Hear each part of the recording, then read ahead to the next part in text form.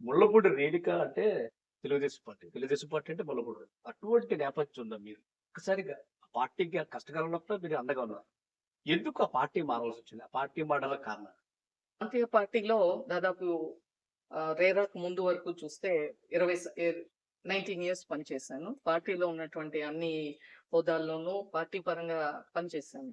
కానీ ఒక జాతీయ పార్టీలో, ఒక ఐడియాలజీ ఉన్నటువంటి పార్టీలో నాకు అప్పటికే నాకు కొద్దిమంది మిత్రులు వారు ఈ జాతీయ పార్టీలో ఉన్నటువంటి వారు వాళ్ళతో మా ఇంటరాక్షన్‌లో చాలా విషయాలు చెప్తూ ఉండేవారు.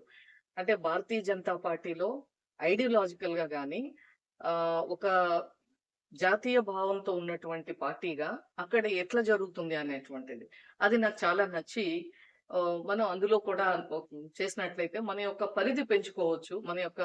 మనలో ఉన్నటువంటి ఐడియాలజీని కూడా దానికి మనం జోడించినట్లయితే అది బాగా నేను చేసేటువంటి పనికి మరింత విస్తృతంగా నేను చేసేటువంటి అవకాశం ఉంటుందన్న దాంతో నేను భారతీయ జనతా పార్టీలో చేరడం జరిగింది.